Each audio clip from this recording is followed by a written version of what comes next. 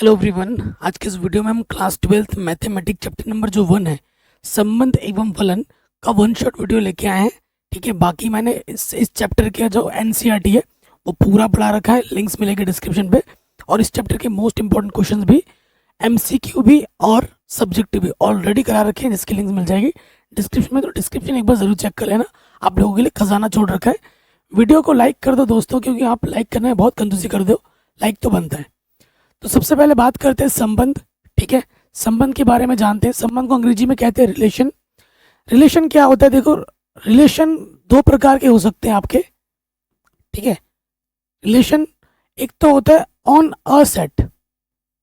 ठीक है, मतलब एक ही सेट आपके पास दिया है, एक ही समुच्चय आपको दे रखा है। और एक होता है आपका एक रिलेशन एक सेट से दूसरे सेट में जा रहा है, वो चीज़ है। अगर आपको एक ही सेट दे रखा है, ठीक है, अगर आपको एक ही सेट दे रखा है, ये आपका क्या है? समुच्चय है। ठीक है, जो नॉन एम्प्टी है, जो खाली नहीं है, तो आपका संबंध क्या होगा? तो संबंध होगा, जो संबंध बन सकता है वो ए क्रॉस ए के सबसेट बन सकते हैं, या पूरा का पूरा ए क्रॉस ए आ सकता है। इससे बाहर के एलिमेंट तो कभी नहीं आएंगे। देखो, वन शॉट वीडियो है, रिवीजन के तौर पे इस वीडियो को बना रहा हूँ। बाकी अगर आपको डीप नॉलेज चाहिए, सारे क्वेश्चन करने हैं, तो उसको तो मैं पहले ही बढ़ा चुका हूँ। ठीक है, इसके लिंक्स मिल जाएंगे डिस्क्रिप्शन पे, सो आप डिस्क्रिप्शन एक बार जरूर चेक कर लेना। ठीक, ये पहला केस है। यदि आपके पास दो सेट हैं, यदि ए व बी दो समुच्चय हैं, ठीक है, दो समुच्चय हैं, तो आपका आर क्या होगा? तो आपका संबंध क्या होगा कि ए क्रॉस बी का क्या होगा? सबसेट होगा। इसके बाहर का कुछ भी अगर आएगा तो वो संबंध में होगा ही नहीं है। ठीक है, मैं आपको दोनों का टाइप का तो एग्जाम्पल दे देता हूँ समझाने के लिए। रिलेशन कोई नई चीज़ आप नहीं सीख रहे हो, कक्षा 11 में भी पढ़े हो, कक्षा 12 में भी पढ़े हो, और ये तो रिवीजन वीडियो है ना। तो फिर भी एक दे देते हैं पहले टाइप पर। यदि यदि ए मैंने ले लिया 1 2 3, ठीक है, तो ए क्रॉस ए क्या होगा वो अभी हम देखेंगे। साथ ही साथ मेरे पास R1 और R2 दो संबंध है। ठीक है, आपको बताना है ये संबंध होगा या नहीं होगा। एक है 2,3, एक है 1,2, एक है 3,2, एक है 1,1, और एक है 3,4। ठीक है, ये संबंध दो है। कौन सा होगा कौन सा नहीं वो आपको बताना है। ए क्रॉस ए हमें निकालना है। मैंने अभी आपको क्या बोला कि जो भी संबंध बनेगा, ठीक है, संबंध में क्या होगा, जो भी हमें समुच्चय दे रखा है उसका ए क्रॉस ए जब करेंगे, उसका जब हम कार्तीय गुणन करेंगे, तो उसी के मेंबर ही बनेंगे। उसके आउटसाइड अगर कुछ भी आता है तो वो संबंध में होगा ही नहीं, वो हो ही नहीं सकता संबंध। ठीक है, तो आपको कार्तीय गुणन करना आता होगा। 1 लेंगे, 1 की पोजीशन फिक्स करो, 1 के साथ 1, 1 के साथ 2, 1 के साथ 3, 1 का हो गया, 2 की पोजीशन ले लो, 2 के साथ 1, 2 के साथ 2, 2 के साथ 3। ठीक, 2 का भी हो गया, 3 का ले लो, 3 के साथ 1, 3 के साथ 2, और 3 के साथ 3। अब हमें दो संबंध दे रखे हैं, पता करना है कि ये संबंध है या नहीं है। ठीक है, क्योंकि समुच्चय हमारा ये है। ठीक, और ए क्रॉस ए अभी हमने निकाल लिया है। 2,3 यहाँ पर है, 2,3 यहाँ पे भी है। जो भी इसके अवयव होंगे वो इसी से ही आने चाहिए। अगर ये सारे अवयव इसके अंदर हैं तो संबंध होगा, अगर नहीं है तो संबंध नहीं होगा। 1,2 इसके पास है, 1,2 इसके पास भी है, संबंध है। 3,2 यहाँ पर है, 3,2 यहाँ पर है, 1,1 यहाँ पर है, 1,1 भी यहाँ पर है, 3,4 यहाँ पर है, परंतु 3,4 आपको यहाँ नहीं दिख रहा होगा। ये एलिमेंट बाहर से आ गया, इस वजह से ये संबंध नहीं होगा। एक भी एलिमेंट अगर बाहर से आ गया तो संबंध नहीं होगा। ठीक है, उसके साथ अगर हमारे पास मान लेते हैं कि अब हम यदि हमारे पास दो सेट हो, समझ रहे हो ना, ए हमारे पास है 1 2, और बी हमारे पास है ए बी सी। ठीक है, ए बी सी, तो मेरे पास क्या है, R1 और R2 मैंने ले लिया। मेरे पास क्या है, 1 ए है, 1 बी है, और 2 सी है। ये एक संबंध है। और एक संबंध मेरा क्या है, 1 बी, 2 डी, 3 ए है। ठीक है, ये संबंध है। अब देखो आपको क्या पता करना है, ए क्रॉस बी निकालना है। ए हमारे पास 1,2 है और यहाँ पर है ए बी सी। ठीक, तो एक को फिक्स करेंगे, एक के साथ ए आ जाएगा, एक के साथ बी आ जाएगा और एक के साथ सी आ जाएगा। एक का हो गया, दो को ले लो, दो के साथ ए आएगा, दो के साथ बी आएगा और दो के साथ सी आ जाएगा। अब यहाँ पे आ जाओ, 1,a यहाँ पर है, 1,a यहाँ पर है, 1,b यहाँ पर है, 1,b यहाँ पर है, 2,c यहाँ पर है, 2,c यहाँ पर है। ये संबंध हो गया। फिर यहाँ पे आ जाओ, 1,b यहाँ पर है, 1,b यहाँ पर है, 2,d, 2,d यहाँ है, 2,d यहाँ पर नहीं है, 3,a यहाँ पर है। क्या 3,a यहाँ पर है? बिल्कुल नहीं है। ये दोनों एलिमेंट्स क्या कहाँ से आ रहे हैं? आउटसाइड से आ रहे हैं, बाहर से आ रहे हैं। इस वजह से ये संबंध नहीं होगा। ठीक है, तो ये बेसिक सा कॉन्सेप्ट संबंध के लिए, जितनी ज़रूरत है उतना ही मैं आपको बता रहा हूँ, फालतू का कुछ नहीं बता रहा हूँ, क्योंकि ये रिवीजन के हिसाब से मैं वीडियो बना रहा हूँ। अगर हम प्रांत, परिसर, सहप्रांत की बात करें किसी भी संबंध की, जो कॉन्सेप्ट संबंध का होता है वही कॉन्सेप्ट सेम फलन का भी होता है। तो अगर यहाँ पर प्रांत, परिसर, सहप्रांत के बारे में हम समझ गए तो बाकी चीज़ें आपके लिए आसान हो जाएंगी। देखो, यदि मेरे पास जो आर है, संबंध है, ठीक है, वो ए से बी में जा रहा है, मेरा जो संबंध है ना वो ए से बी में जा रहा है, तो उस संबंध के अनुरूप मैं एक चित्र बना लेता हूँ। ये ए है, ये बी है, ये पूरा सेट ए है, ये पूरा सेट बी है और ए से बी में हमारा क्या जा रहा है? संबंध जा रहा है। प्रश्न जब हम करोगे तो आपको सारा कुछ पता लगता रहेगा। मान लेते हैं कि इसके अंदर है एलिमेंट 1 2 3 4 5 और यहाँ पर है A B C D E F G. 1 मुझे ए दे रहा है, 2 मुझे बी दे रहा है, 3 मुझे सी दे रहा है, 4 मुझे एफ दे रहा है, 5 मुझे जी दे रहा है। ये इनपुट है। 1 रखने पे मुझे ए मिला, 2 रखने पे मान लेते हैं कि बी मिला, 3 रखने पे मुझे सी मिला, 4 रखने पे मुझे एफ मिला और 5 रखने पे मुझे जी मिला। ठीक है, तो ये जो इनपुट मैंने यहाँ रखे हैं, ये जो भी मैंने इनपुट रखा है, ठीक है, मैं इसको सिंपल भाषा में क्या बोलता हूँ? इनपुट। ठीक है, इनपुट यानी कि ये क्या है? हमारे प्रांत हैं। प्रांत को अंग्रेजी में क्या बोलते हैं? डोमेन। ठीक, और जो इनपुट रखने पे जो आउटपुट मिला है ए बी सी एफ और ये जी, ये जो एलिमेंट्स हैं ये हमारे क्या हैं? इनको मैं क्या कहता हूँ सिंपल भाषा में? आउटपुट। और इन आउटपुट को क्या कहते हैं?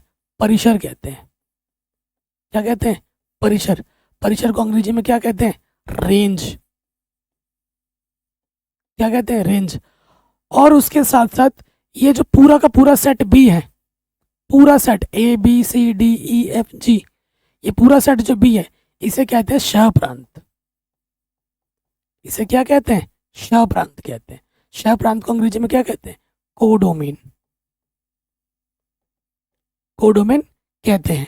तो कोडोमेन में क्या आ जाएगा? A B C D E F G, ये सारे आ जाएंगे। परिसर में क्या होगा हमारे पास?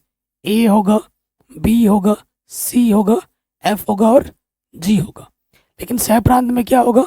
ए B C D E F G, ये सारे होंगे हमारे सहप्रांत में। और प्रांत में क्या होगा? इनपुट 1 2 3 4 5, ये हमारा प्रांत हो गया, ये सहप्रांत हो गया और ये हमारा परिसर हो गया। सेम कॉन्सेप्ट आपका फलन के लिए भी होता है।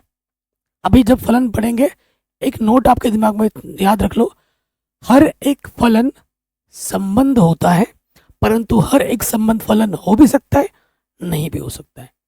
क्योंकि फलन क्या होता है? फलन होने के लिए संबंध का होना आवश्यक है। जैसे तुम जो पैदा हुए हो, तुम ऐसे तो तुम डाउनलोड थोड़ी ना, तुम पैदा हुए हो ना। पैदा होने के लिए क्या हुआ? हमारे मम्मी और हमारे पापा का शादी हुआ है, तब जाके हम पैदा हुए हैं ना। ठीक उसी प्रकार अगर फलन हमें चाहिए तो फलन को प्राप्त करने के लिए हमें किसकी आवश्यकता है? हमें संबंध की आवश्यकता होती है। इसी वजह से हर एक फलन संबंध होता है, परंतु हर संबंध फलन नहीं होता। हो भी सकता है, नहीं भी हो सकता है, वो डिपेंड करता है प्रश्नों पर। ठीक है, ये चीज़ आ गई समझ में। चलिए क्वेश्चन करेंगे अभी, तो पहले थोड़ा सा समझ लेते हैं। जो मेन चीज है जो आपके सिलेबस में है, संबंध के प्रकार जो एग्जाम में प्रश्न आएंगे ही आएंगे, वो है समतुल्य संबंध, अंग्रेजी में कहते हैं रिफ्लेक्स रिलेशन, सम्मित संबंध, सिमेट्रिक रिलेशन, संक्रामक संबंध, ट्रांजिटिव रिलेशन, और फिर होता है तुल्यता संबंध। तुल्यता संबंध क्या होता है? जब कोई संबंध स्वतुल्य, सम्मित और संक्रामक तीनों हो तो उस संबंध को हम क्या कहते हैं? तुल्यता संबंध, इक्विवेलेंस रिलेशन। और इस पर आधारित प्रश्न आपको जरूर मिलेगा आपके एग्जाम में, बोर्ड एग्जाम में। स्वतुल्य, सम्मित, संक्रामक, ठीक है, एग्जाम में आएगा ही आएगा ही आएगा 100%।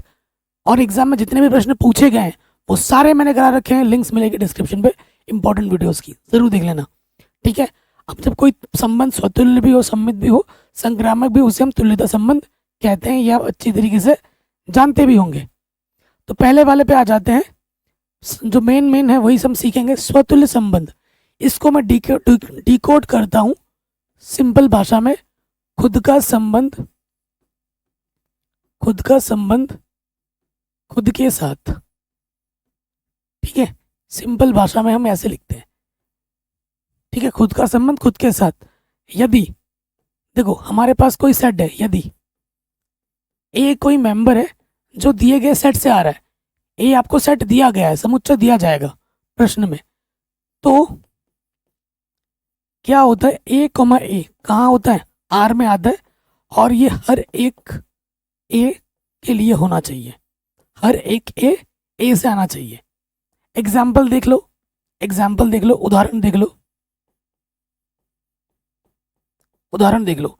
मेरे पास एक सेट मैंने मान लिया, यदि ए मैंने मान लिया 1 2 3, तो स्वतुल्य कब होगा?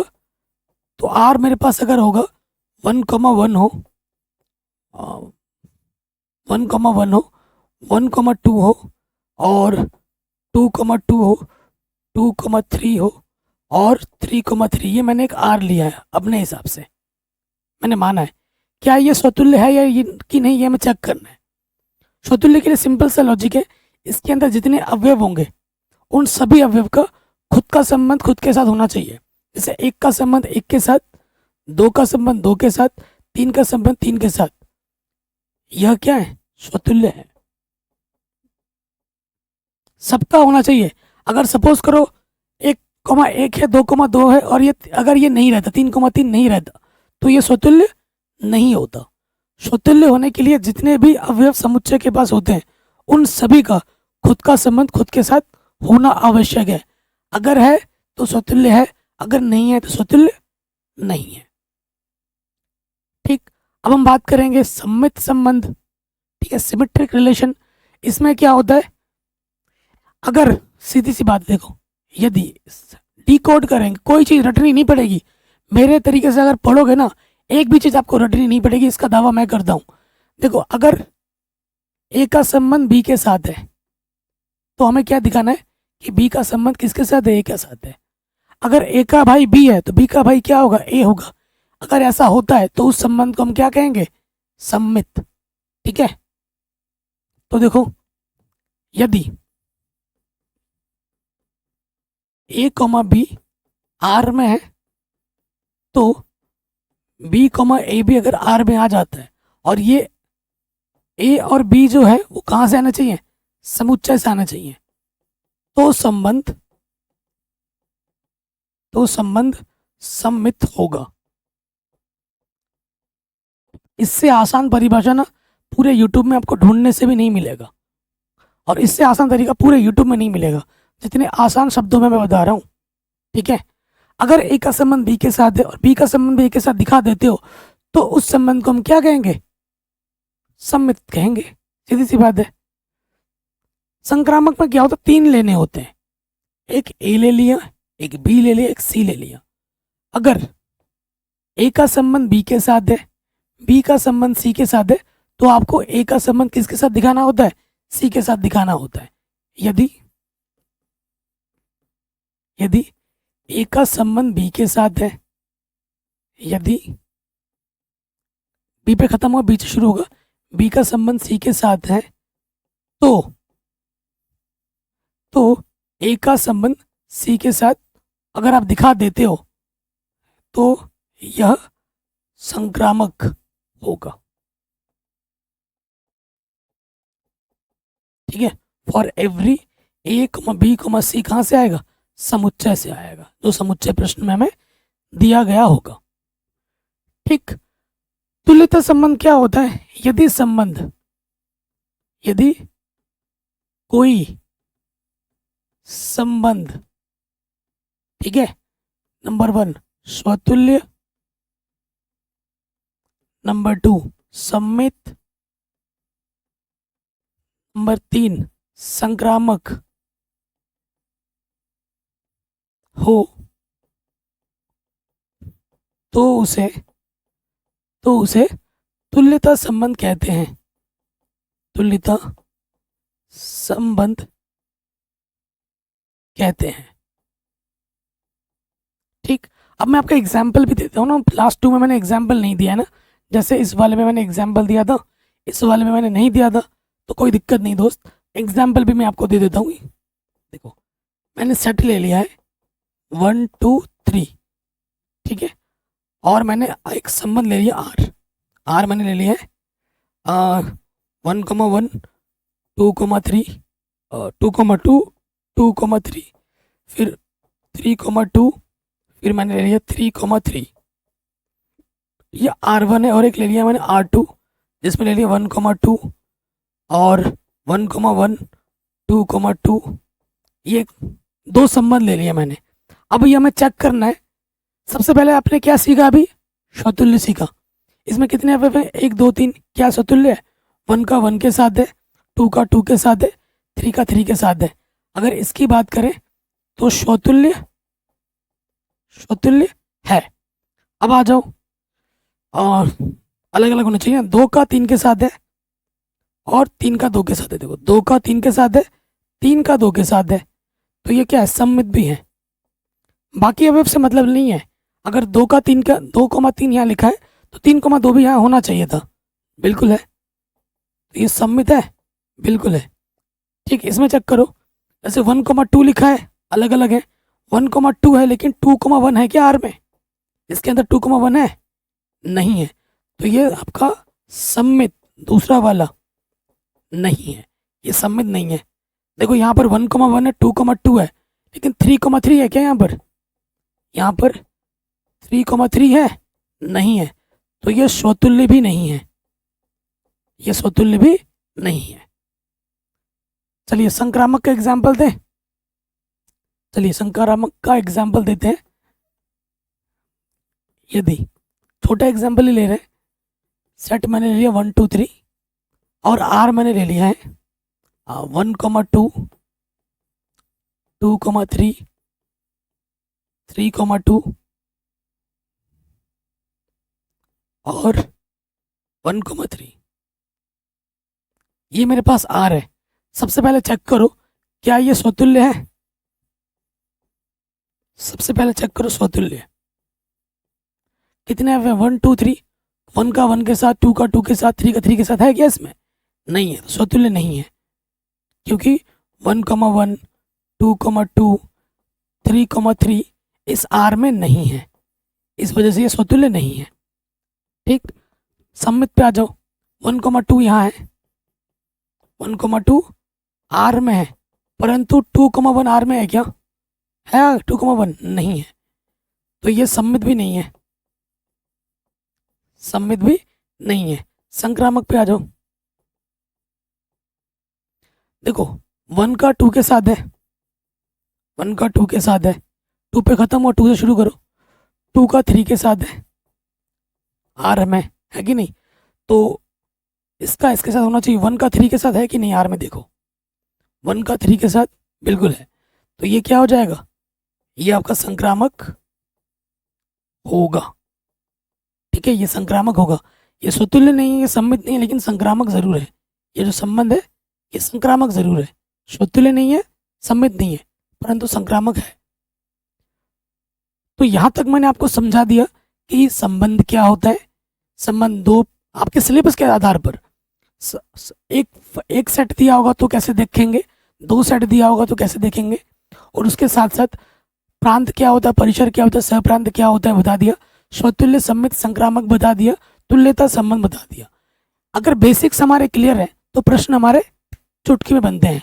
अगर आपको डिटेल में जानना है एकदम, और हालांकि इससे काम चल जाना चाहिए, तो अगर उसके लिए आप हमारे डिटेल्ड जो वीडियो है एनसीईआरटी के, बेसिक्स बताया है अलग से, एनसीईआरटी बताया है अलग से, आप जाके देख सकते हैं, सीख सकते हैं।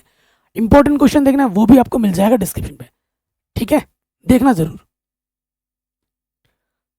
अच्छा, अब प्रश्न पे आते हैं। Very very very important question है। क्वेश्चन क्या है? कह रहे निर्धारित कीजिए क्या निम्नलिखित संबंधों में से प्रत्येक स्वतुल्य सम्मित तथा संक्रामक है या नहीं है। चलिए, ये बात तो चलो ठीक है। अब मुझे एक चीज और बतानी है। अगर हमारे पास कोई संबंध दे रखा है एक्स वाई के फॉर्म में ना, इस रूप से होता है, इसे हम क्या कहते हैं? इसे हम ऑर्डर्ड पेयर कहते हैं, ऑर्डर्ड पेयर कहते हैं। अगर इस रूप में हमें दे रखा होता है संबंध, तो x हमारा क्या होता है? अगर संबंध इस रूप में दिया होता है तो x वाले को हम प्रांत कहते हैं और y वाले को हम क्या कहते हैं? परिसर। ठीक है, ये चीज भी याद रखो, काम देगा छोटे मोटे क्वेश्चन में। इस प्रश्न पे आ जाओ। वेरी वेरी शानदार शानदार क्वेश्चन है। हमारे पास समुच्चय दे रखा है, देखो 1 से लेकर 14 तक में संबंध R इस प्रकार परिभाषित है कि R क्या है? कि x और y में एक ऐसा संबंध है कि 3x माइनस वाई किसके बराबर है? 0 के बराबर है। ये संबंध कैसा होगा? स्वतुल्य होगा, सम्मित होगा या संक्रामक होगा? ये आपको बताना है, ये आपको बताना है। देखो, बाकी टीचर अलग अलग मेथड से बताएंगे, लेकिन मैं आपको सबसे सरल मेथड बताता हूँ। इससे आसान और कहीं ढूंढने से भी नहीं मिलेगा। ठीक है, क्या करेंगे? देखो, जो भी हमारा संबंध बनेगा, एलिमेंट कहाँ से आएंगे? 1 से लेकर 14 तक ही आएगा। उससे बाहर हम ले सकते हैं क्या? बिल्कुल नहीं ले सकते, ये आपको पता है। सो देखिए भाई, यहाँ से क्या हो जाएगा, एग्जाम में जैसे लिखना है बिल्कुल वैसे लिखाऊंगा मैं। बहुत ही शानदार क्वेश्चन है। ए मेरे पास है 1 से लेकर 14 तक, ठीक। और जो मुझे आर संबंध दे रखा है, एक्स और वाई में मेरा ऐसा संबंध है कि 3x में से अगर मैं वाई घटा देता हूँ तो मुझे 0 मिलता है। ओके भैया, चलिए पहले जो दे रखा है ना उसको हम लेते हैं, चूंकि 3x माइनस वाई बराबर 0, ठीक है। माइनस का वाई उधर के क्या हो जाएगा? प्लस का वाई, ठीक। ये चीज है। अब मैं आपको चित्र बना के दिखाऊंगा।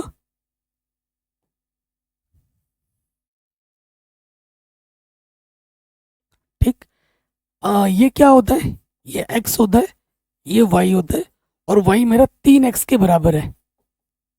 इससे इसके बीच में क्या जा रहा है? हमारा संबंध जा रहा है। x का मान मैं जो रख सकता हूँ इनपुट, वो इसके अंदर से ही रख सकता हूँ। x का मान मैंने 1 रखा, रखूंगा 1, तो 1 रखूंगा तो मुझे क्या मिलेगा 1 रखने पर? 3 गुणा 1, तो मुझे मिलेगा 3। x का मान 2 रखूंगा, 3 गुणा 2, तो मुझे मिलेगा 6। 3 रखूंगा तो मुझे क्या मिलेगा? 3 तिया 9। 4 रखूंगा तो मुझे क्या मिलेगा? 4 तिया 12। 5 रखूंगा तो मुझे 15 मिलेगा। 5 रखूंगा तो मुझे क्या मिलेगा? 15 मिलेगा। वो अलाउड है क्या? नहीं, क्योंकि आउटसाइड एलिमेंट अलाउड नहीं होते हैं। 5 तो भैया इसमें से आ रहा है, लेकिन 15 वो बाहर चला जा रहा है, इसलिए मैं इनपुट में 5 नहीं ले सकता। ठीक है, 5 में नहीं ले सकता। ठीक है, यदि मैं x बराबर 5 लूंगा तो y बराबर क्या हो जाएगा? 3 गुणा 5 यानी कि 15, जो कि सेट में है ही नहीं, इसलिए मैं इसको नहीं ले सकता। ठीक है, तो मेरे पास r क्या बना? r मेरे पास क्या बना? एक ने मुझे कितना दिया? 3 दिया। 2 ने मुझे कितना दिया? 6 दिया। 3 ने मुझे कितना दिया? 9 दिया। और 4 ने मुझे कितना दिया? 12 दिया। ये मेरे पास संबंध बना। ठीक, अभी अभी हम स्वतुल्य सम्मित संक्रामक की बात बाद में करेंगे। अगर मैं बोलूं ये जो संबंध है इसका प्रांत बताओ, परिसर बताओ, सहप्रांत बताओ, तुम क्या करोगे? क्वेश्चन आ जाते हैं ना, कक्षा 11 में आपने सीखा भी है। ऐसे क्वेश्चन में आ जाता है एक नंबर 2 नंबर में, प्रांत क्या होगा, परिसर क्या होगा, आ जाता है 1 नंबर में ऑब्जेक्टिव में।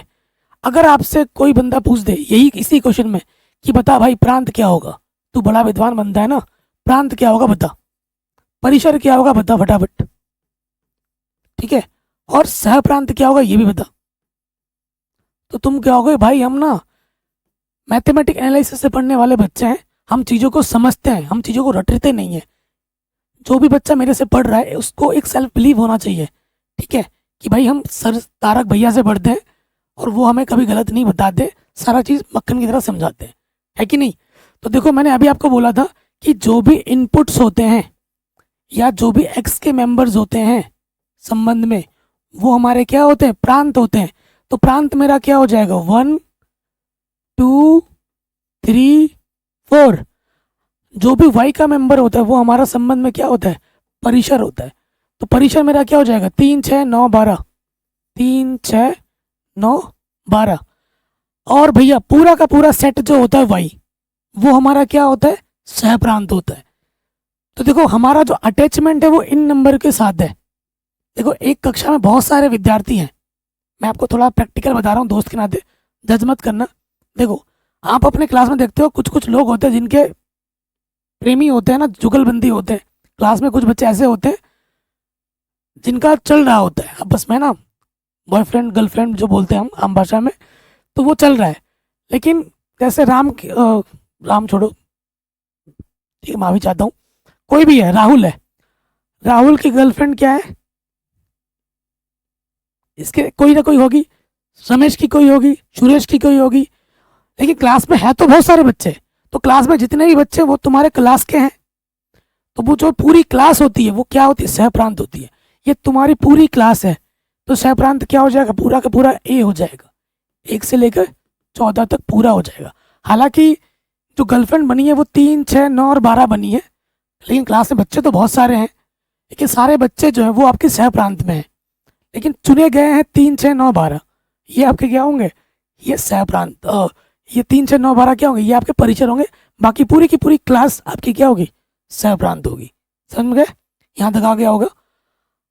मेन मुद्दे पे आते हैं। मेन मुद्दा क्या है भाई, मेन मुद्दा भैया ये सब तो छोड़ो, हमें स्वतुल्य बताओ। बाद की बातें बाद में हम देखेंगे, फिर आप बोलोगे भैया हमें सम्मित बताओ, ठीक है ना, सम्मित, सम्मित बताओ, साम्मित लिख दिया सॉरी, और फिर क्या है, संक्रामक बताओ। ये है कि नहीं, ये हमें बताओ, हम बाद में की बातें बाद में देखेंगे। यही मन ही मन बोल रहे हो ना, चलो कोई दिक्कत नहीं है। स्वतुल्य कितने सेट हमारे पास क्या है, 1 से लेके 14, 1 का 1 के साथ, 2 का 2 के साथ, 3 का 3 के साथ, 4 का 4 के साथ, ऐसे चलते थे 14 का 14 के साथ होना चाहिए था संबंध में। क्या यहाँ पर है, एक भी नहीं है, 14 तो दूर की बात, एक भी नहीं है। क्योंकि 1,1 2,2 और 14,14 है ना, ये सब आर में नहीं है, तो स्वतुल्य नहीं होगा। होगा स्वतुल्य, नहीं होगा भाई, ये स्वतुल्य नहीं होगा। बहुत शानदार क्वेश्चन नहीं है, स्वतुल्य नहीं होगा ये। और एक चीज, जब भी आपको कोई चीज प्रूव करनी होगी तो भाई लैंग्वेज लिखेंगे हम। जब भी कोई चीज मना करनी होगी, उदाहरण देके कारण सहित मना करेंगे, कारण दिया मैंने, मना किया है, ठीक है। सम्मित पे आ जाओ, जैसे यहीं पे देखो 1,3 यहाँ पे ना, चूंकि मना करना है हमें, 1,3 आर में है, परंतु क्या 3,1 आर में है 3,1 आर में नहीं है, इसलिए यह सम्मित भी नहीं होगा, सम्मित नहीं है। नेक्स्ट भैया संक्रामक, जैसे यहाँ देखो 1 का 3 के साथ है, चूंकि 1 का 3 के साथ है, बिल्कुल भैया 3 पे खत्म हो, 3 शुरू करो, 3 का 9 के साथ है, क्या 1 का 9 के साथ है, आगे देखो 1 का 9 के साथ है, 1,9 है, नहीं है, तो ये संक्रामक भी नहीं होगा। ना तो ये स्वतुल्य है, ना ही ये सम्मित है, ना ही ये संक्रामक है। तो आशा करता हूं पूरा कॉन्सेप्ट क्लियर हो गया होगा एकदम मक्खन की तरह। नेक्स्ट क्वेश्चन में आ जाते हैं। कहते सिद्ध कीजिए कि समुच्चय 1 2 3 में आर हमें जो दे रखा है 1,2 2,1 द्वारा प्रदत्त संबंध सम्मित है किंतु ना तो स्वतुल्य और ना ही संक्रामक है। ठीक है, सो देखिए आप इस प्रश्न में जब आओगे सॉल्यूशन में, हमें दिया क्या है? दिया है समुच्चय, जिसको हम नाम दे देते हैं ए। क्या दे रखा है? 1 2 3, 1 2 3। उसके साथ साथ हमें संबंध आर दे रखा है। आर क्या हमारा संबंध है? क्या दे रखा है भाइयों? हमें दे रखा है 1,2, 2,1। ठीक है जी, तो सबसे पहले आ जाते हैं नंबर 1 चेक करेंगे, स्वतुल्य।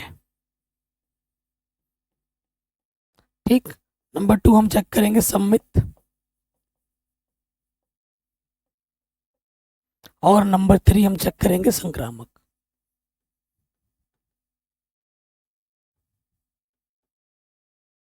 ठीक, सबसे पहले वाले पे देख लो, स्वतुल्य क्या होता है? खुद का संबंध खुद के साथ।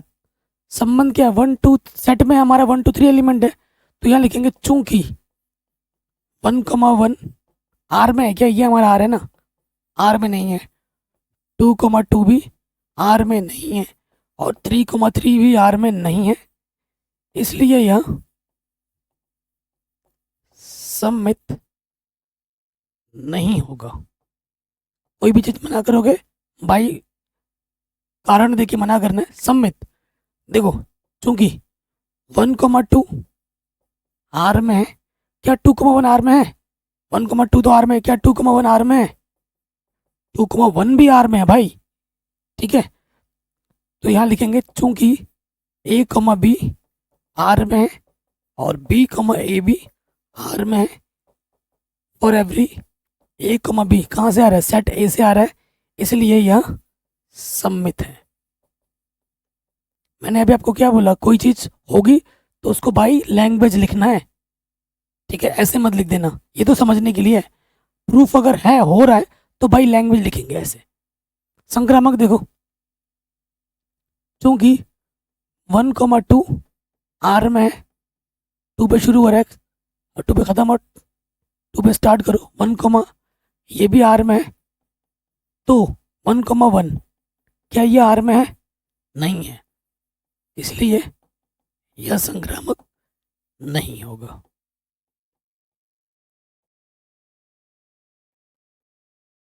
आंसर, ऐसा क्वेश्चन आपके एग्जाम में जरूर जरूर आएगा ही आएगा। ठीक है, आराम से बन गया। अगले क्वेश्चन पे आ जाओ, वेरी वेरी इंपॉर्टेंट है, थोड़ा जानबूझ के लिया है। ठीक है, थोड़ा बड़ा क्वेश्चन भी है, आई होप इसमें आ जाए। कह रहे हैं सिद्ध कीजिए, समुच्चय में दे रखा है 1 2 3 4 5 में आर, ए से बी में ए माइनस बी सम संख्या है, द्वारा प्रदत्त संबंध आर एक तुल्यता संबंध है। ठीक है, तुल्यता संबंध आपको सिद्ध करना है। तुल्यता संबंध क्या होता है? वो संबंध जो स्वतुल्य भी हो, जो सम्मित भी हो, जो संक्रामक भी हो, उस संबंध को हम क्या कहते हैं? तुल्यता संबंध कहते हैं। ठीक है ना, इसी को तो कहते हैं। सो देखिए भाई, पहले तो वो तुल्यता संबंध हमें प्रूफ करना है, उसके बाद प्रमाणित कीजिए कि 135 के सभी अवयव एक दूसरे से संबंधित है, और समुच्चय 2,4 के सभी अवयव एक दूसरे से संबंधित है, परंतु 135 24 कोई किसी अवयव से संबंधित नहीं है। शानदार क्वेश्चन है, बड़े नंबर में एग्जाम में आता ही आता है हर साल। ठीक है, तो सबसे पहले लिखेंगे कैसे? जो दिया है वो हम लिख लेते हैं। हमें दे रखा है समुच्चय कौन सा? ए, 1 2 3 4 5। जो भी हम मेंबर लेंगे वो यहीं से ले सकते हैं, आउटसाइड एलिमेंट अलाउड नहीं होते संबंध में। आप जानते हो संबंध हमें क्या दे रखे हैं? आर। आर मतलब रिलेशन, कि ए से बी में एक ऐसा संबंध है भैया कि अगर ए में से बी घटाएं और उसका हम, ठीक है, मॉड लें, तो ये क्या है? सम संख्या है। तो ये क्या है? सम संख्या है। ओके, चलिए ये तो चलो ठीक है। अब हम चेक करेंगे नंबर 1। ठीक है, नंबर 1, ए और बी जो भी लोगे अब यहीं से ही लोगे, वो आपकी चॉइस है। ठीक है, प्रश्नानुसार जो आर अब बनेगा, पहले आपको बनाना है आर। ए और बी यहाँ से अपने हिसाब से लेना है, और ऐसा लेना है कि अगर उनको आपस में घटाए तो सम संख्या आनी चाहिए। सम चाहे प्लस का हो माइनस का हो, इट डजेंट मैटर, सम आनी चाहिए। ये मुद्दा है हमारा, क्या है, सम मुद्दा है हमारा। सो देखो आर क्या हो जाएगा, जीरो क्या होती है, जीरो भी एक सम संख्या होती है दोस्तों, ये ध्यान रखिए ना, ठीक है। देखो अगर मैं ए भी वन लूँ और बी भी वन लूँ, वन माइनस वन जीरो होता है, टू माइनस टू जीरो होता है, थ्री माइनस थ्री जीरो होता है, फोर माइनस फोर जीरो होता है। ये ए की जगह पर, ये बी की जगह पर है, घटाओ तो सम आना चाहिए। चार में चार घटाएंगे जीरो, सम संख्या, 5,5 हो गया, ठीक। अब एक को उठाओ, एक और दो बात नहीं बनेगी, 1,3 बात बन गई, 1,4 बात नहीं बनेगी, 1,5 घटाओगे तो सम आएगा। एक का हो गया, दो ले लो, दो का एक के साथ नहीं होगा, दो का दो के साथ हो चुका है, दो का चार के साथ, और दो का छः नहीं है, ठीक है, पाँच ही है, तो दो में से पाँच घटाएंगे तो तीन आ जाएगा, नहीं ले सकते। दो भी हो गया, तीन पे आ जाओ, 3,1, ठीक है, तीन में से घटाओगे दो आ जाएगा। 3,3 हो चुका है ऑलरेडी, 3,4 नहीं होगा, 3,5, पाँच में से तीन घटाओगे, तीन में से पाँच घटाओगे माइनस का दो आएगा, सम संख्या है। तीन भी हो गया, चार पे आ जाओ, 4,1 नहीं ले सकते, 4,2, 4,4 ऑलरेडी आ चुका है, 4,5 भी नहीं ले सकते, पाँच पे आ जाओ, 5,1 सम आ जाएगा, पाँच में से घटाओगे 5,2 नहीं बात बनेगी, 5,3 बनेगी, 5,5 ऑलरेडी ऊपर आ चुका है। तो ये संबंध हमारा बनेगा। एक बार जब संबंध बन जाता है उसके बाद स्वतुल्य सममित संक्रामक निकालना हमारे लिए बाएं हाथ का खेल हो जाता है ना। चलो एक एक करके हम चेक करेंगे। पहले चेक करेंगे स्वतुल्य, नंबर 2 चेक करेंगे सममित, और नंबर 3 हम चेक करेंगे संक्रामक। देखो दोस्त मेरे भाई, कहीं पे भी डाउट हो एक बार दोबारा देखना, ये तो रिवीजन के तौर पे मैं वीडियो बना रहा हूँ, इससे भी डिटेल में आराम से मक्खन की तरह समझाते हुए मैंने ऑलरेडी बढ़ा रखा है डिजिटल बोर्ड पे। उस सीरीज़ के लिंक्स भी मैंने डाल दिए डिस्क्रिप्शन में, आप जाके देख सकते हैं। अगर यहाँ समझ में आ रहा है तो अच्छी बात है, अगर आपको और भी धीरे धीरे समझना है और भी ढेर सारे क्वेश्चन करने हैं, नीचे जाइए डिस्क्रिप्शन में लिंक खोलिए देखिए। लेकिन आपने पढ़ रखा है, आप रिविजन कर रहे हैं, तो ये वीडियो बेस्ट है आपके लिए, ठीक है, वन शॉट के हिसाब से। स्वतुल्य क्या होता है, खुद का संबंध खुद के साथ। सेट में कितने अवयव हैं, 1 2 3 4 5, और एक का एक, दो का दो, तीन का तीन, चार का चार, पाँच का पाँच, सारे हमारे पास संबंध में मौजूद हैं। तो जब भी कोई चीज़ सिद्ध हो चुकी है तो उसे हम बाई लैंग्वेज लिखते हैं। किसी चीज़ को मना करना होता है, बाई उदाहरण देके हम मना करते हैं, बताया मैंने। तो यहाँ देखो, चूंकि A, आर में है, फॉर एवरी ए, ये जो मैंने ब्रैकेट लगाई ये गलत, फॉर एवरी ए, हर एक ए कहाँ से आ रहा है, समुच्चय से आ रहा है। अतः यह स्वतुल्य है, ठीक है। स्वतुल्य ये सिंपल से लिखना, जब होगा तो जो परिभाषा वाला स्टेटमेंट है वही देना होता है। सम्मित है क्या, जैसे 1,3 यहाँ पर है, क्या 3,1 है, बिल्कुल है। जैसे 2,4 यहाँ पर है, क्या 4,2 है, बिल्कुल है। 5,1 यहाँ तो 1,5 भी है, सम्मित भी है भाई। और प्रश्न में बोल भी रखा है, सिद्ध कीजिए तुल्यता संबंध। और जब सिद्ध करिए बोल रखा है तो तुम्हें तुम्हारा आंसर मालूम है कि भाई ये स्वतुल्य भी होगा, सम्मित भी होगा और संक्रामक भी होगा। अब बेवकूफ़ी की तरह ये मत सोचो कि भाई होगा या नहीं होगा, अरे भाई क्या होगा। अगर ऐसे सोच रहे हो तो भाई तुमसे बड़ा बेवकूफ़ कोई नहीं है। प्रश्न में चिल्ला चिल्ला के बोल रहा है सिद्ध कीजिए तुल्यता संबंध है, तो जब है का मतलब क्या है, स्वतुल्य भी होगा, सम्मित भी होगा, संक्रामक भी होगा। आंसर पता है तीनों होगा, और जब तीनों हैं तो बाई लैंग्वेज लिखा जाता है। लिखो सम्मित, चूंकि A, B आर में है, it implies B, A, B R में, for every A, B belongs to set A, इसलिए यह सममित है। क्यों है वो आप यहाँ पे मैंने दिखा दिया। 1,3 यहाँ पर है तो देखो 3,1 यहाँ पर है, 1,5 यहाँ पर, 5,1 यहाँ पर है, 5,3 यहाँ पर, 3,5 यहाँ पर है, सारे मौजूद हैं। संक्रामक पे आ जाओ। चूंकि A, B R में है, B, C R में है, तो A, C भी R में है। और एवरी A, B, C ये कहाँ से आ रहे हैं? समुच्चय A से आ रहे हैं, इसलिए यह संक्रामक है। ठीक है, संक्रामक ये लिख दोगे। मेन चीज ये है, क्वेश्चन में एग्जामिनर ये चीज देखेगा कि बच्चे ने ये सही बनाया है कि नहीं बनाया है, क्योंकि शुद्ध वाला है, हर एक बच्चा जानता है ये तो चीज होगी ही होगी। ये चीज एग्जामिनर नोटिस करेगा किस बच्चे का ये सही है, तो ये सही होना जरूरी है। ठीक है, तो फिर आप क्या लिखोगे? चूंकि चूंकि दिया गया संबंध स्वतुल्य सममित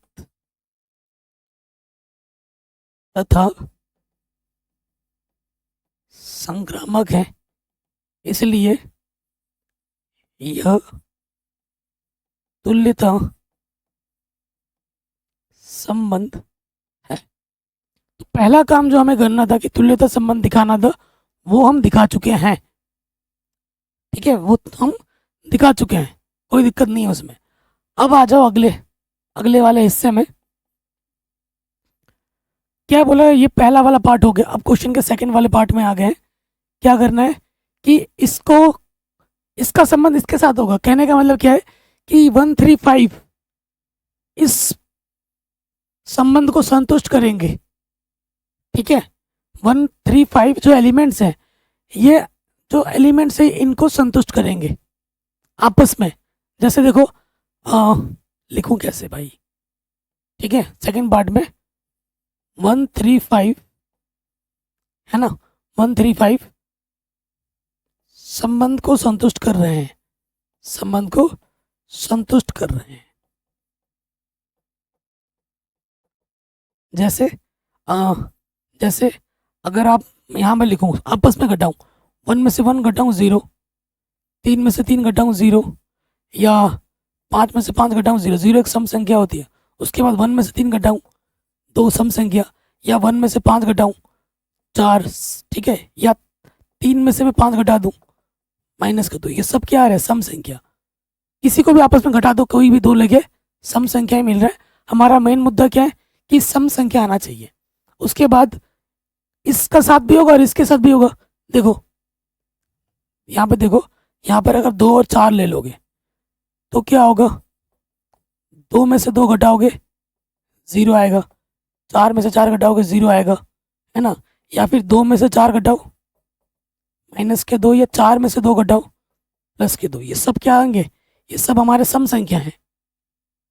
तो ये जो अवयव है, ठीक है, ये जो अवयव है, ये खुद के साथ संबंध को संतुष्ट कर रहे हैं, जो कि हमें दिखाना था। सम संख्या दे रहे हैं, लेकिन अगर एक अवयव यहाँ से लो और एक अवयव यहाँ से लो तो सम संख्या नहीं आएगी। ये बोल रहा है कि अगर, परंतु 135 का कोई भी अवयव 2,4 के किसी भी अवयव से संबंधित नहीं है। जैसे सपोज करो यहाँ से 1 उठाओ, यहाँ से 2 उठाओ, 2 में से 1 घटाओ 1 आ रहा है, ये क्या है? विषम संख्या है। 1 यहाँ से उठाओ 3, यहाँ से कोई सा भी उठा लो, आपकी मर्जी है। 3 में से 2 घटाओ 1, विषम आएगा। हमें क्या चाहिए? सम चाहिए। क्या आ रहा है? नहीं आ रहा है। तो ये अगले लाइन में लिख देना, क्योंकि यहाँ जगह नहीं है। समझ गए दोस्त? कोई दिक्कत, कोई परेशानी नहीं होनी चाहिए। नेक्स्ट क्वेश्चन में आ जाते हैं। क्वेश्चन क्या बोल रहा है?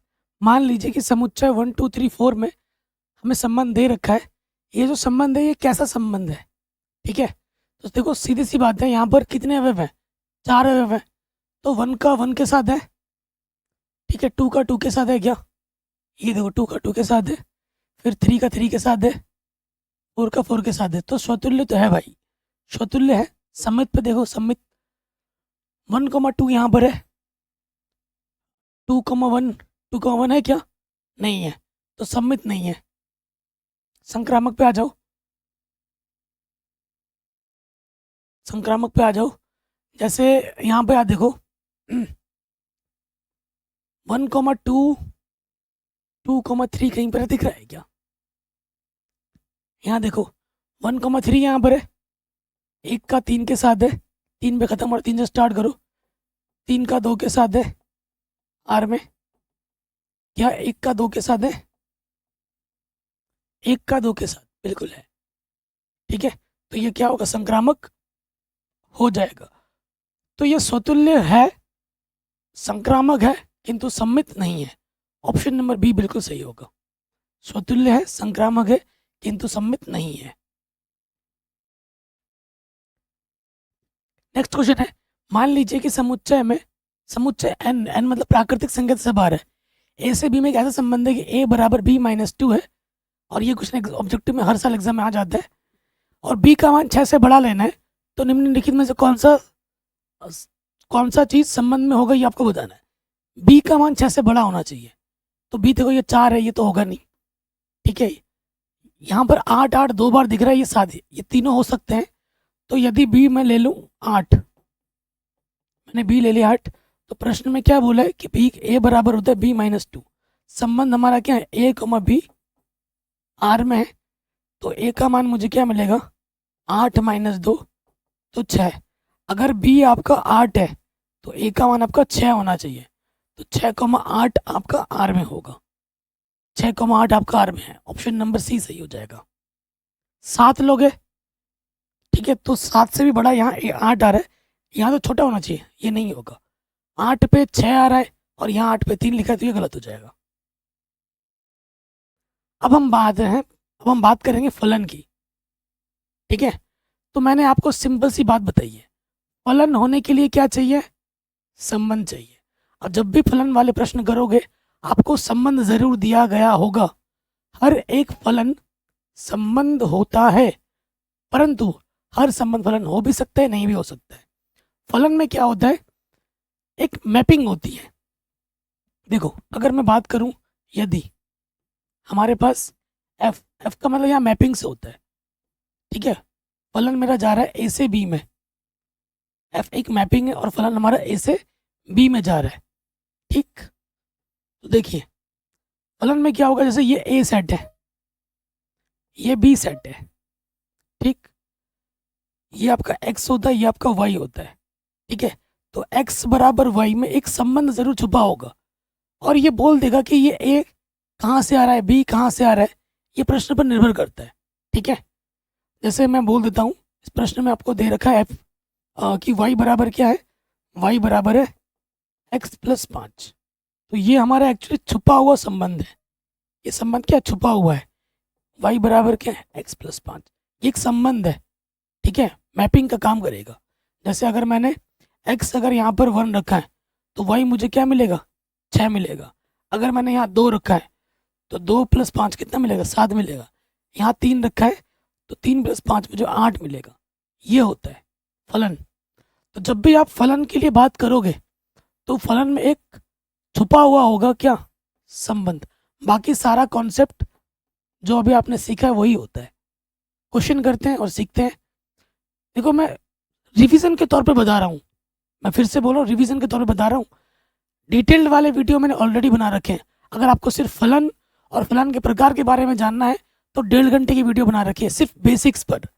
संबंध और संबंध के प्रकार जानने हैं, 1.5 घंटे की वीडियो बना रखी है बेसिक्स पर। क्वेश्चन तो भूल ही जाओ, क्वेश्चन के लिए अलग से वीडियो बना रखी है, लिंक्स मिलेगी डिस्क्रिप्शन पे, जाके देख सकते हैं।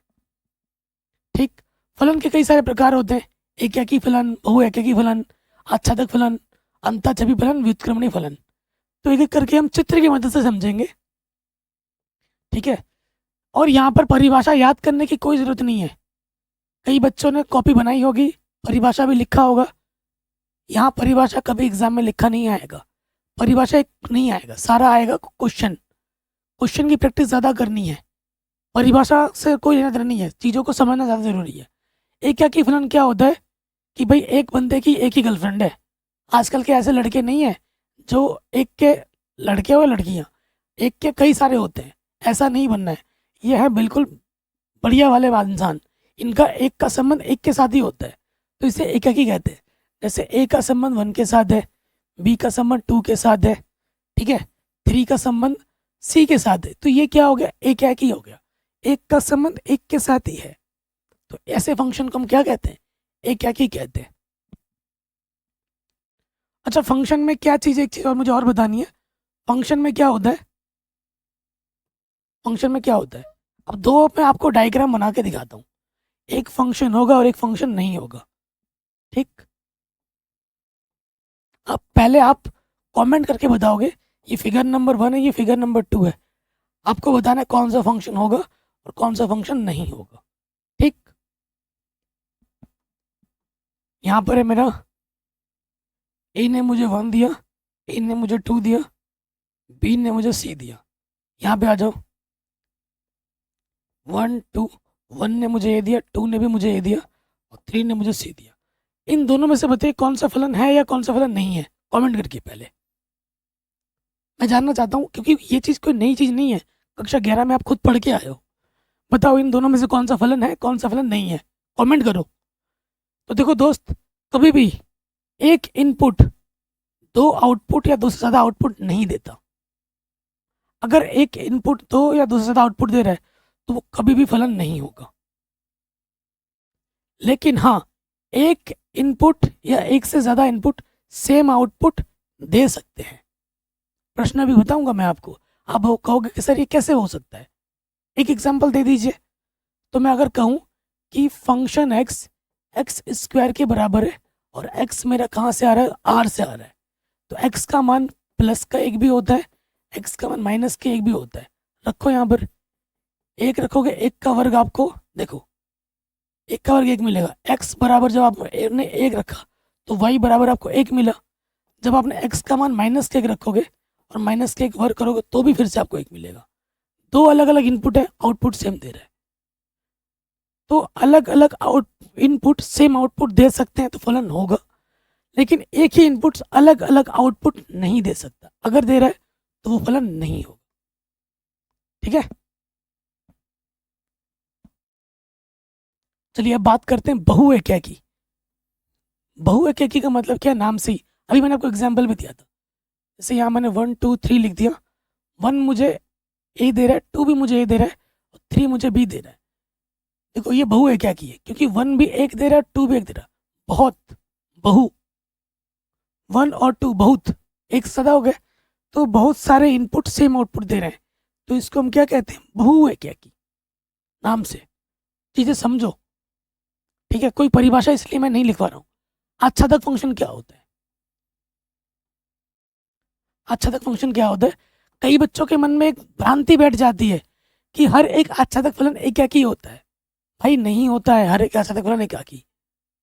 कई बच्चों के मन में भ्रांति है कि आच्छादक फलन एकाकी होते हैं, हो भी सकते हैं, नहीं भी हो सकते हैं।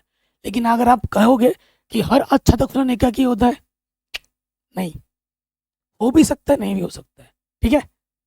तो ये जो भी चीज़ मैं थोड़ा हटके बोल रहा हूँ, कॉपी पे फट से लिख लिया कीजिए, ठीक है। ये आपके रिवीजन के लिए है, क्योंकि अभी तो आपके दिमाग में बैठा रहेगा, लेकिन शाम होते होते, कल होते होते या एक हफ्ते बाद आप भूल सकते हो, ठीक है। इसलिए कॉपी में लिख के रख लिया करो।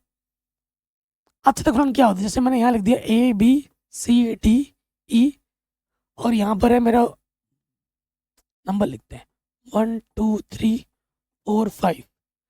जैसे 1 का संबंध ए के साथ है, 2 का संबंध बी के साथ है, 3 का संबंध सी के साथ है, ठीक है। 4 का संबंध 5 के साथ है, और 4 का संबंध डी के साथ है, 5 का संबंध ई के साथ है। देखो आच्छादक फलन क्या होता है, हालांकि मैंने यहाँ एक भी दिखा दिया। आच्छादक फलन क्या होता है कि ये हमारा क्या होता है, सह प्रांत होता है, और ये हमारा क्या होता है, प्रांत होता है,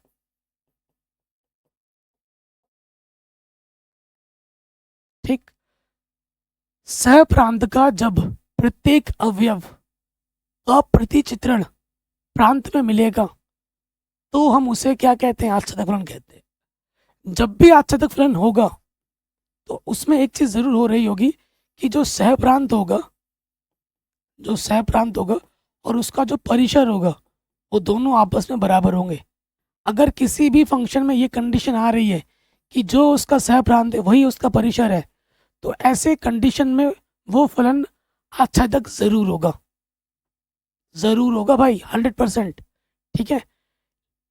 और आच्छादक फलन क्या होता है, सिंपल, कि सह प्रांत में जितने भी अवयव हैं, जितने भी, चाहे 100 हो, अरब हो, करोड़ हो, लाख हो, सबका सबका भाई याद रखना, सबका बोल रहा हूँ, सबका प्रतिचित्रण प्रांत में मिले तो ही उसको हम क्या कहेंगे, आच्छादक कहेंगे। अगर एक का भी यहाँ छूट गया, सपोज करो यहाँ मैंने 6 लिख देता, इन सब का मुझे यहाँ मिल रहा है, लेकिन 6 का अगर नहीं मिल रहा है तो यह आच्छादक नहीं होगा। वही चीज है अगला फंक्शन, अंताक्षेपी फलन। अंताक्षेपी फलन किसे कहते हैं, कि भाई सबका प्रतिचित्रण मिल रहा है, एक लौता छूट गया है, एक का छूट गया है, तो उसे हम क्या कहते हैं, अंताक्षेपी फलन कहते हैं। करोड़ों हैं, करोड़ों संख्या है इस तरफ, सबका मिल गया, एक का छूट गया, तो वो क्या हो जाएगा, अंताक्षेपी हो जाएगा। लेकिन बहुत सारे छूट जा रहे हैं तो वो आच्छादक नहीं बोलेंगे, ना ही उसको अंताक्षेपी बोलेंगे। अगर सबका मिल रहा है और एक का छूट रहा है तो ही उसको अंताक्षेपी बोलेंगे। जैसे मैं चित्र बनाऊं,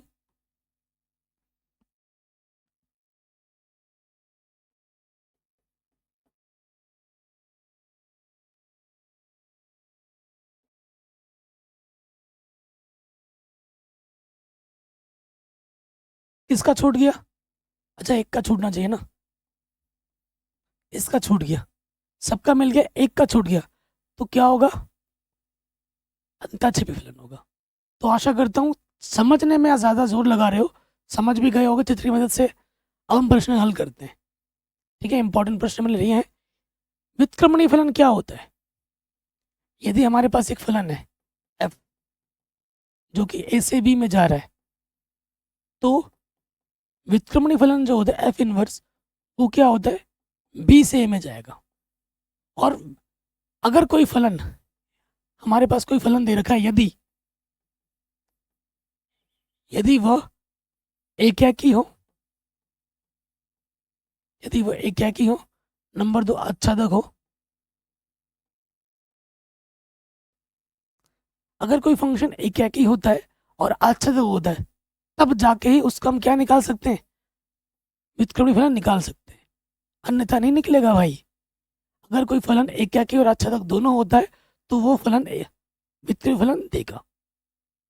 अगर कोई फलन एकाकी और आच्छादक नहीं है तो उसका व्युत्क्रमणीय फलन हम नहीं निकाल सकते। समझ गए, कोई फंक्शन अगर एकाकी और आच्छादक है तो व्युत्क्रमणीय होगा, अगर एकाकी और आच्छादक नहीं है तो व्युत्क्रमणीय नहीं होगा, सीधा हिसाब है। चलिए, शानदार क्वेश्चन है। अब ये जो चीज लिखा हुआ ना, इसका बहुत बड़ा इंपॉर्टेंट रोल है, बहुत बड़ा रोल है।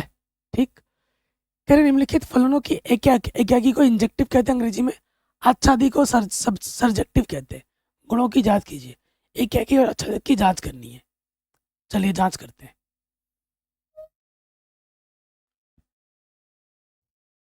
एग्जाम में जैसे लिखना है बिल्कुल वैसे लिखा के दिखाता हूँ, क्योंकि समझना ही ज़रूरी नहीं है, क्योंकि समझ तो हम लेंगे, लेकिन एट द एंड हमें कॉपी में लिखना भी है, हमें नंबर भी लेने हैं। तो जब कॉपी में प्रेजेंटेशन अच्छी नहीं होगी, जब मैं आपको लिखना ही नहीं सिखाऊंगा, तो फिर आप एग्जाम में जाके कैसे लिखेंगे। तो प्रॉपर लिखवाना भी बहुत ज़रूरी है। चलिए कैसे लिखना एग्जाम में वो देखते हैं। क्या लिखोगे, दिया है फंक्शन एक्स, क्या दे रखा है, एक्स स्क्वायर, और हमारा जो फलन जा रहा है वो प्राकृतिक संख्या से प्राकृतिक संख्या में जा रहा है, यानी कि प्रांत में सारा अवयव किसका होगा, प्राकृतिक संख्या का होगा, और शह प्रांत में भी सारा अवयव प्राकृतिक संख्या का ही होना चाहिए, बाहर के एलिमेंट अलाउड नहीं होंगे। ठीक, तो सबसे पहले देखो,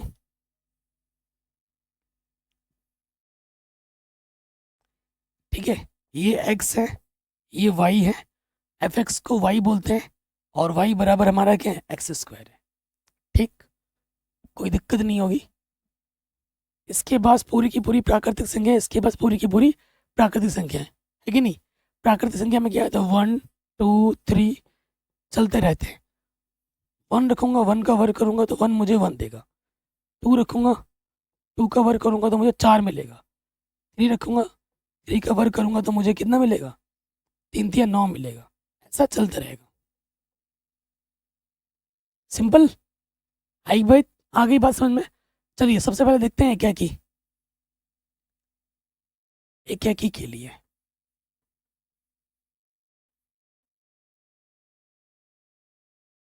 एकाकी के लिए देखो भाई,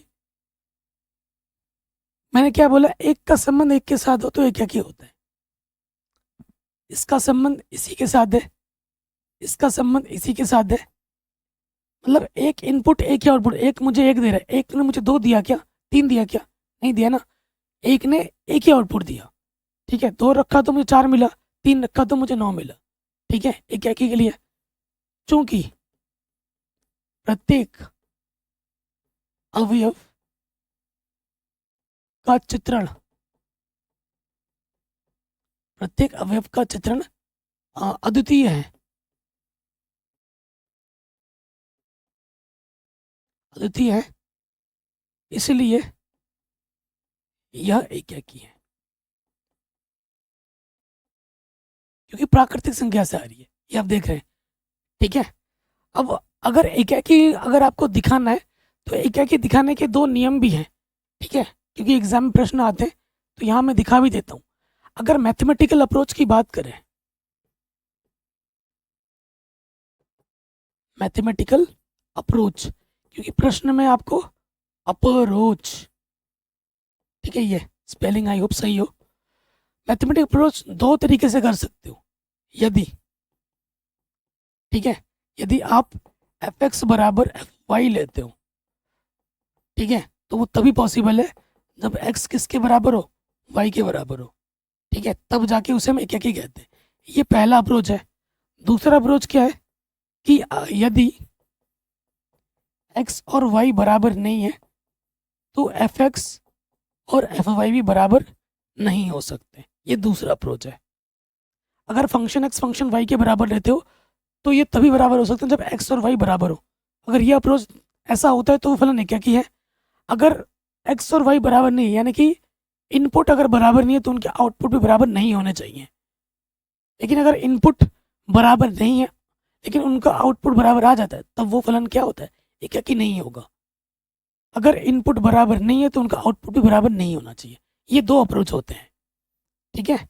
सो देखिए, इस प्रश्न में कौन सा अप्रोच हम लगाएंगे, दोनों लगा सकते हैं, लेकिन मैंने आपको ये तो लिख दिया, प्रत्येक अवयव का चित्रण अद्वितीय या एकाकी है, ये भी लिख सकते हो। या फिर मैथमेटिकल अप्रोच लगा दो। माना कि मैं x1 और x2 कहाँ से ले रहा हूँ, n से ले रहा हूँ, यहाँ से ले रहा हूँ, यहाँ से लेना होता है। फिर मैंने माना कि फंक्शन x1 किसके बराबर है, फंक्शन x2 के बराबर है। मैथमेटिकल अप्रोच करके दिखाना होता है, तो हमें यहाँ रखना है, x की जगह पे क्या रखना है, x1 का स्क्वायर, x और फंक्शन x की जगह x2 का स्क्वायर। तुलना करेंगे तो घात से घात हटेगा, x1 बराबर क्या आ जाएगा, x2। अतः यह एकाकी है। ये क्या है, एकाकी है। अब आ जाओ, क्या ये आच्छादक है, बताओ। पहले पहले आप सोचो भाई, क्या ये आच्छादक है। ये जो हमने प्रश्न लिखा है, आपके सामने चित्र भी बना हुआ है, क्या ये आच्छादक है। मैंने क्या बोला, सह प्रांत के प्रत्येक अवयव का प्रतिचित्रण प्रांत में मिलना चाहिए। क्या हमें मिल पा रहा है, आप कहोगे सर बिल्कुल मिल रहा है। एक का देखो एक के साथ है, चार का दो के साथ है, नौ का तीन के साथ है।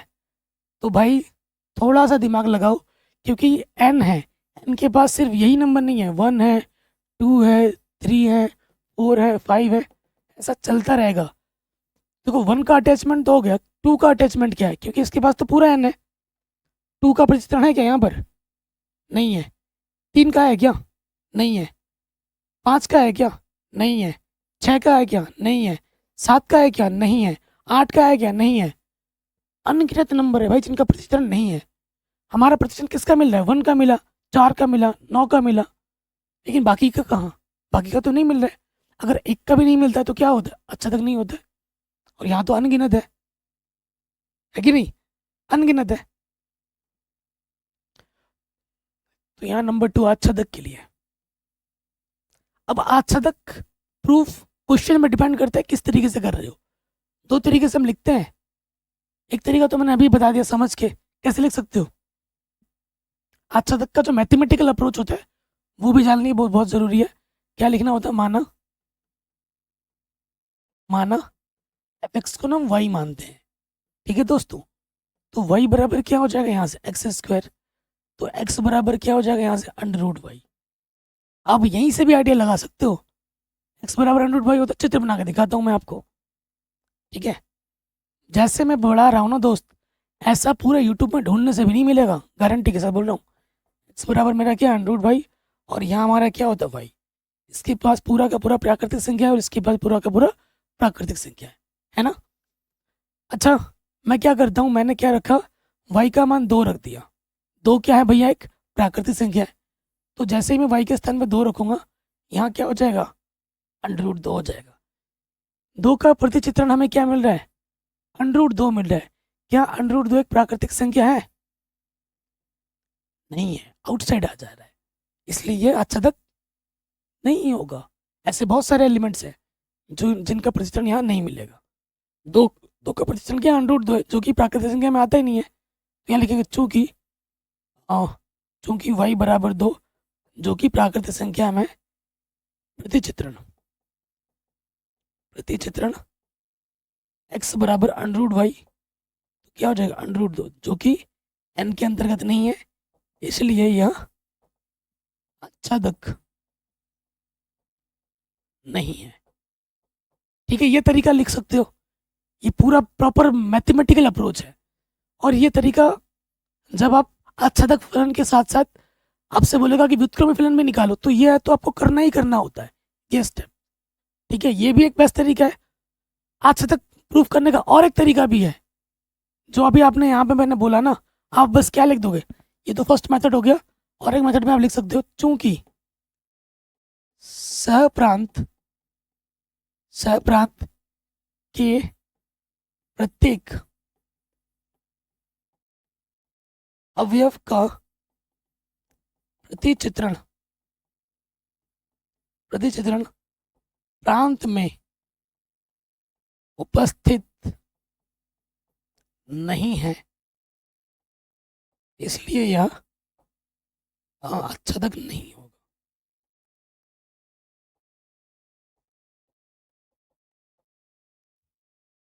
ये लिख दोगे तो भी पूरा नंबर मिलेगा, ऐसे करोगे तो भी पूरा नंबर मिलेगा, इसके साथ ये लिख दोगे तो और सोने पे सुहागा हो जाएगा, इंप्रेशन और अच्छा बढ़ जाएगा।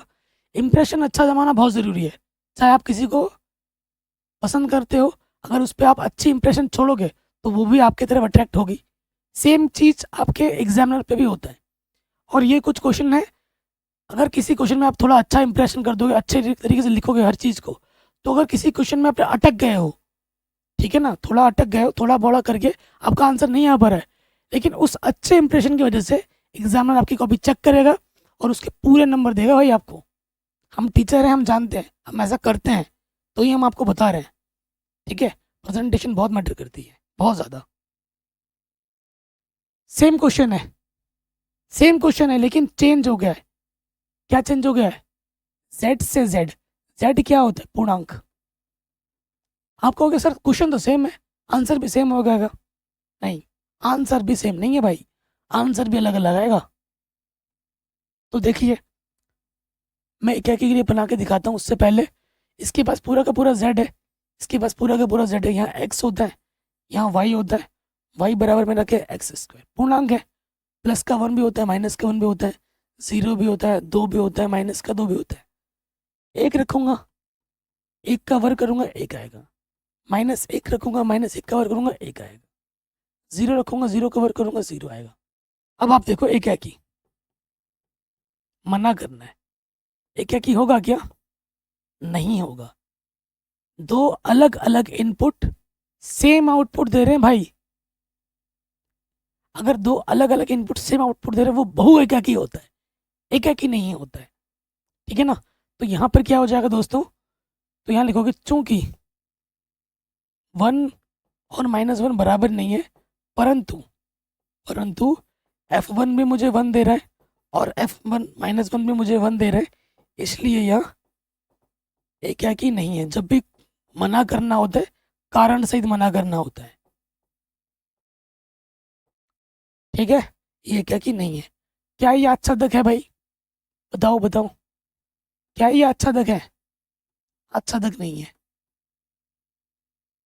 आच्छादक है क्या? नहीं है। आप बोलोगे भैया कैसे नहीं है? वन का तो मिल गया, ठीक है, वन का मिल गया, लेकिन इसके पास माइनस वन भी तो है, क्योंकि जेड है ना। प्लस का वन भी है, माइनस का वन है। वन का प्रतिचित्रण एक नहीं दो तो मिल रहा है भाई। आपने देखा होगा ना क्या किसी का एक नहीं हो पाता है गर्लफ्रेंड बॉयफ्रेंड, और किसी के दो से तीन तीन होते हैं। तो वही चीज़ यहाँ पर है। इस एक का प्रतिचित्रण एक नहीं दो तो है, एक भी है माइनस एक भी है, लेकिन इस बेचारे माइनस वन का एक भी यहाँ पर नहीं मिल रहा है। मिल रहा है क्या? नहीं मिल रहा है भाई। तो ये बेचारा अकेला रह गया, सिंगल रह गया हमारी तरह। हम भी अपने पूरी लाइफ सिंगल रहे हैं शादी से पहले, तो ये भी बेचारा सिंगल रह गया। ऐसे बहुत सारे बेचारे पड़े हैं, जैसे -2 है, -3 है, सब सिंगल रह गए। मतलब इनका प्रतिष्ठान मिला ही नहीं इधर। जब मिला ही नहीं तो ये क्या है? अच्छा तक नहीं है। सेम लैंग्वेज यहाँ पे लिखोगे, ये जो लैंग्वेज हमने यहाँ लिखी थी ना, ठीक है, सेम लैंग्वेज आप यहाँ लिख दोगे, तो ये वाला फंक्शन अच्छा तक नहीं होगा। अगर मेरी बातों का किसी को कुछ बुरा लग रहा है, हाथ जोड़ के माफ़ी चाहता हूँ। थोड़ा फन वे में बोल रहा हूँ, ताकि थोड़ा जो आप स्ट्रेस ले रहे हो पढ़ाई को लेकर वो थोड़ा दूर हो, और चीज़ों को आप अच्छे वे में कनेक्ट कर पाओ। मेरा किसी को हर्ट करने का मतलब नहीं है, ठीक है। अगर कोई थोड़ा हर्ट हो रहा है या किसी को बुरा लग रहा है, हाथ जोड़ के माफ़ी चाहता हूँ। क्वेश्चन में आ जाते हैं। कह रहे सिद्ध कीजिए कि जो फलन हमारा वास्तविक संख्या से वास्तविक संख्या में जा रहा है, अगर x का मान 0 से बड़ा है तो 1 है, x बराबर 0 पर 0 है, और 0 से छोटे होने पर 1 दे रहा है। प्रदत्त चिन्ह फलन ना तो एकाकी है और ना ही आच्छादक। ये हमें सिद्ध करना है, ठीक है। आ, अगर मैं इस डाटा को एक चित्र में आपको बना के समझाऊं, ठीक, इस डाटा को, हमारे पास जो संबंध जा रहा है वो वास्तविक संख्या से वास्तविक संख्या में जा रहा है, ठीक। आपको बताइए x होता है, ये y होता है। अगर x का मान 0 से बड़ा लोगे, जैसे मैंने 0 से बड़ा ले लिया 1 2 3, तो ये सभी मुझे क्या देते हैं? ये सभी मुझे 1 देते हैं। x बराबर 0 से अगर बड़ा लेता हूँ तो मुझे 1 मिलता है। एग्जैक्टली 0 पे मुझे क्या मिलता है? 0 मिलता है। और x का मान अगर मैं छोटा लेता हूँ, मैं से -1 -2 -3 से छोटा लेता हूँ, तो ये सब हमें क्या देते हैं? ये सब हमें देते हैं a। एक है क्या ये? 0 से बड़े पे भी 1 मिल रहा है, 0 से छोटे पे भी 1 मिल रहा है। एक नहीं होना चाहिए, कुछ और होना चाहिए था, ठीक है। इसको 2 मान लो, 2 मान लेते हैं, ठीक। तो देखो ये एकाकी है क्या? चित्र देख के आपको आइडिया लग गया क्या कि भैया अलग अलग इनपुट सेम आउटपुट दे रहा है। अगर अलग अलग इनपुट सेम आउटपुट दे रहा है तो ये क्या होता है? एकाकी नहीं होता है। तो अगर हमें मना करना है एकाकी नहीं है, प्रश्न में वैसे भी बोल रखा है, तो लिखेंगे चूंकि 1 बराबर 2 नहीं है, परंतु f1 भी मुझे 1 दे रहा है और f2 भी मुझे 1 दे रहा है, इसलिए यह एकाकी नहीं है, ठीक। अब आप कहोगे अच्छा तक है भैया, ये भैया अच्छा तक है। कैसे अच्छा तक है? देखो भैया, कि भैया देखो इसका इसका इसका सब तीनों का ना प्रतिचित्रण यहाँ मिल रहा है, तो अच्छा तक है। यही सोच रहे हो? तो भाई गलत सोच रहे हो, क्योंकि ये आर है। आर के अंदर वास्तविक संख्या के अंदर सारे आते हैं। इसके पास 1 है, 3 है, 4 है, ठीक है, √5 है, सारे अवयव हैं इसके पास। लेकिन दुख की बात यह है कि 1 का, 0 का और 2 का ही भाई अटैचमेंट है, बाकी सारे बेचारे ऐसे के ऐसे ही पड़े रह गए, यानी कि सभी का प्रतिचित्रण यहाँ पर नहीं मिल पा रहा है, ठीक है। अच्छा तक में क्या लिखोगे? क्या लिखोगे अच्छा तक में? यहाँ लिख देना, चूंकि सह प्रांत के प्रत्येक अवयव का प्रतिचित्रण प्रांत में मौजूद नहीं है, अर्थात ये आच्छादक नहीं है। पूरे नंबर मिलेंगे इतना लिखने से, सिंपल में यहाँ लिख देना। क्वेश्चन क्या बोल रहे हैं? कह रहे हैं ये हमारे पास सेट है, ये हमारे पास दूसरा सेट भी है, फंक्शन हमें दे रखा है, ठीक है। एक फलन सिद्ध कीजिए कि f a क्या की है। तो क्वेश्चन बहुत ही सरल है, ये क्वेश्चन आएगा तो 1 नंबर में ही आएगा, ठीक है। फंक्शन ऑलरेडी हमें दे रखा है, ये a है, ये b है, ठीक। आप देखोगे एक मुझे क्या दे रहा है? 4 दे रहा है, दो मुझे क्या दे रहा है, 5 दे रहा है, 3 मुझे क्या दे रहा है, 6 दे रहा है, ठीक है ना। तो एक इनपुट एक ही आउटपुट दे रहा है, एक इनपुट एक ही क्या दे रहा है, आउटपुट दे रहा है, क्योंकि प्रत्येक अवयव का चित्रण अद्वितीय है, इसलिए यह एक क्या की है। इतना लिख दोगे आंसर, ठीक है। चाहो तो आप दिखा सकते हो, F1 हमारे पास 4 है, F2 हमारे पास 5 है, और F3 हमारे पास 6 है। और उसके बाद लिखोगे प्रत्येक अवयव का प्रतिचित्रण, सॉरी प्रत्येक अवयव का चित्रण चित्रण अद्वितीय है, इसलिए यह एकाकी है। एक नंबर के हिसाब से आगे बढ़ते हैं। फिर निम्नलिखित में से प्रत्येक स्थिति में बतलाइए कि क्या दिए हुए फलन एकाकी आच्छादक है या नहीं है। ठीक है, अगर कोई फंक्शन एकाकी और आच्छादक दोनों होता है ना, तो उसे बाइजेक्टिव फंक्शन कहते हैं। क्या कहते हैं, बाइजेक्टिव। अंग्रेजी हिंदी में बोलते हैं एकाकी आच्छादी। कोई फंक्शन अगर एकाकी भी है आच्छादक भी है तो उसे अंग्रेजी में बोलते हैं बाइजेक्टिव फंक्शन, हिंदी में बोलते हैं एकाकी आच्छादी। वेरी इंपॉर्टेंट क्वेश्चन एग्जाम में आता है। ये हमारा फंक्शन है और ये हमारा फलन आर से आर में जा रहा है। चेक करना है क्या ये एकाकी और आच्छादक है या नहीं है। ठीक, तो वास्तविक संख्या से वास्तविक संख्या में जा रहा है। ठीक, तो सबसे पहले हम चेक करते हैं एकाकी के लिए।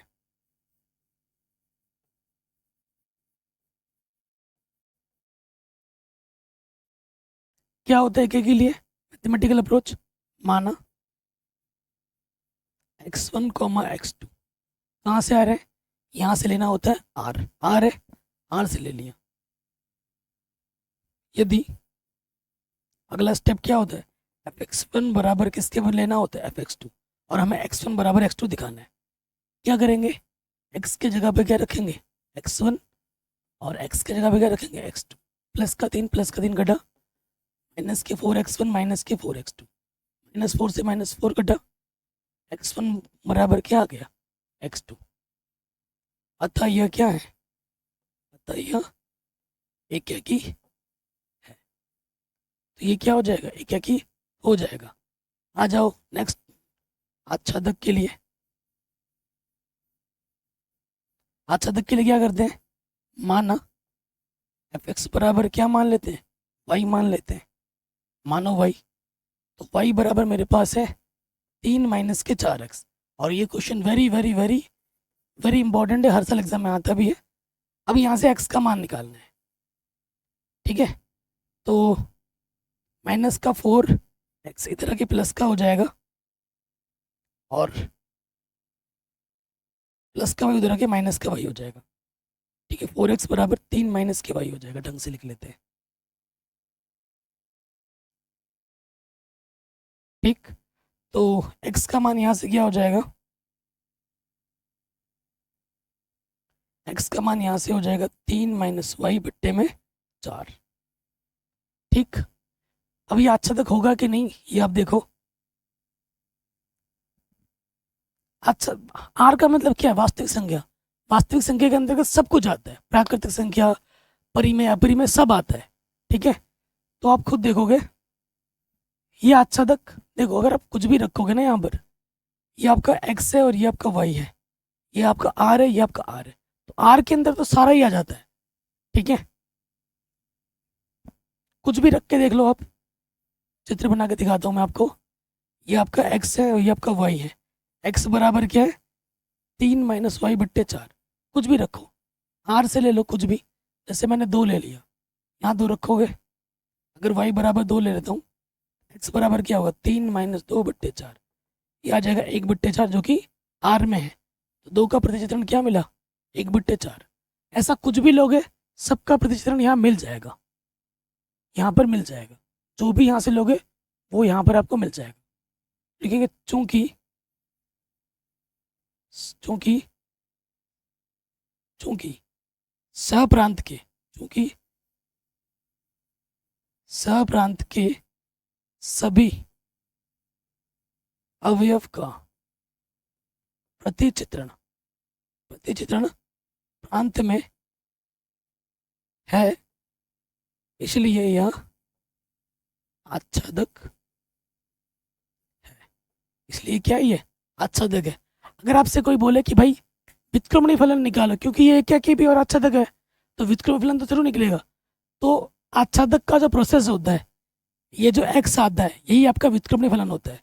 तो व्युत्क्रमणीय फलन एफ इनवर्स एक्स अगर मुझे निकालना हो, तो वाई को बस एक्स के पदों में लिख दो, 3 - x बट्टे 4। ये आपका एफ इनवर्स एक्स है, ये आपका व्युत्क्रमणीय फलन है। ठीक है, तो जो आच्छादक का प्रोसेस होता है वही वहीं से हमें मिल जाता है, क्या, व्युत्क्रमणीय फलन। अब आते हैं अगले क्वेश्चन में। ये क्वेश्चन वेरी वेरी इंपॉर्टेंट है और इसको मैं नहीं कराऊंगा यहाँ पर। आप बोलोगे सर क्यों नहीं कराओगे, कल प्लीज़ करा दो। तो मैं थोड़ा लालची बना हूँ यहाँ पर। जिस बच्चों को आता है बहुत अच्छी बात है, जिस बच्चों को नहीं आता है लिंक्स मिलेगी डिस्क्रिप्शन पे, प्रश्नावली 1.2 खोलो, जाके इस वीडियो को देख लो। हाँ मैं लालची हूँ, ठीक है, लालची हूँ, थोड़ा व्यूज़ आ जाएगा और आपको पता भी चल जाएगा कि सर ने कैसे पढ़ा रखा है। ठीक है, तो प्लीज़ दोस्तों उस वीडियो को जाके, इस वीडियो के एंड में जाके ज़रूर देखना। और ये क्वेश्चन पिछले साल 5 नंबर में बोर्ड एग्जाम में आया भी है। तो मैं चाहता हूँ प्रश्नावली 1.2 खोलो, एनसीईआरटी का प्रश्न है ये, जाके आप देख सकते हैं, सीख सकते हैं। ओके, तो टेंशन लेने की जरूरत नहीं है, ऑलरेडी करा रखा है मस्त तरीके से, डिस्क्रिप्शन में लिंक डाल दिए, जाके देख लेना। ये क्वेश्चन है, कह रहे हैं एफ एक्स हमारा 3x द्वारा परिभाषित आर से आर में है, तो ये क्या की होगा, अच्छा तक होगा या नहीं होगा, ये आपको बताना है। आर से आर में है तो देखो एक क्या की तो होगा ही होगा। ठीक है, माना कि x1, x2 कहाँ से ले लिया मैंने, आर से ले लिया। यदि यदि f(x1) बराबर हम क्या ले लेंगे, f(x2), तो यहाँ रखना है हमें, तो ये हो जाएगा x की जगह x1 रखा, x की जगह x2 रखा, 3 से 3 घटा, x1 बराबर x2 आ गया। ये लेके चले थे, ये आ गया, यानी कि ये क्या है, एक क्या की तो है। अच्छा तक के लिए क्या होता है, अच्छा तक भी आई थिंक हो जाएगा। माना f(x) को हम क्या मानते हैं, y मानते हैं, y बराबर 3x है, तो x बराबर क्या हो जाएगा, y बट्टा 3। ठीक है ना, चित्र बना के देखो, इसके पास पूरा का पूरा r है ना, ये आपका x है, ये आपका y है, और x बराबर y बट्टा 3 है। कुछ भी सोचो, 0 रखो, 0 के बट्टे में 3 0 होता है, तो 0 का प्रतिबिंब प्रतिचित्रण मिल गया। 1 रखो, 1 का क्या मिलेगा, 1 बट्टे 3। 2 रखो, 2 का क्या मिलेगा, 2 बट्टे 3। कुछ भी रखो, y की जगह पर प्रतिचित्रण जरूर मिलेगा। तो ये अच्छा तक भी है, एक क्या की भी है और अच्छा तक भी है। ऑप्शन नंबर पहला सही हो जाएगा। ठीक, अब कई बच्चे बोलेंगे कि सर हमारे सिलेबस में गॉफ फॉग नहीं है, तो भाई गलती से भी मत ये चीज़ मिस मत करना। गॉफ फॉग आपके सिलेबस में है, मेरी बातों पे विश्वास नहीं है, किताब खोलो नई वाली। उदाहरण में एग्जाम में भी आया है पिछले साल बच्चे करके नहीं गए थे, आगे एग्जाम में लटक गए, छूट गया इनका 1 नंबर। 1 नंबर में आता है हर साल गॉफ फॉग, इस साल भी आएगा। ठीक है, तो देखो हमें गॉफ फॉग निकालना है, क्वेश्चन आधा अधूरा है थोड़ा। तो अगर मुझे गॉफ निकालना है, जी ऑपरेशन एफ तो लिखा जाता है ऐसे। ठीक, एफ एक्स मेरा क्या है, एफ एक्स मेरा ये है। ठीक है, अब जी में जहाँ जहाँ एक्स है ना वहाँ पर ये रख देना है मॉडुलस एक्स। 5 एक्स की जगह पे मॉडुलस एक्स रख देना है -2। ठीक है, एक्स की जगह पर ये रख दिया है, तो ये मेरा गॉफ एक्स आ गया। अब मुझे फॉग निकालना है। फॉग क्या होता है, F G x, F G x मेरा क्या है 5x - 2। ठीक है, अब क्या है, एक्स में मुझे क्या करना है, जहाँ जहाँ एक्स है ना वहाँ पे मुझे ये मान रख देना है, तो ये हो जाएगा 5x - 2 रख दिया और सही मापांक आ गया।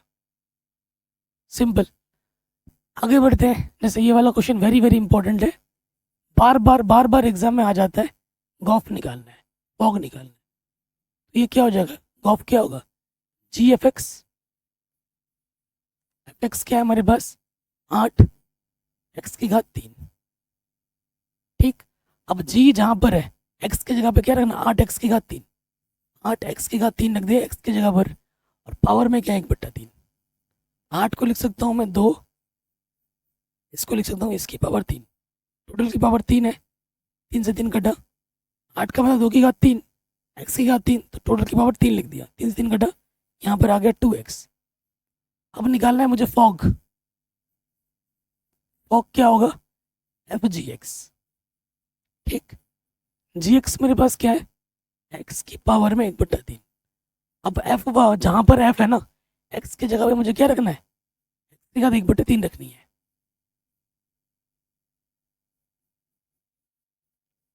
तीन से 3 कटा, ये आ जाएगा 8x।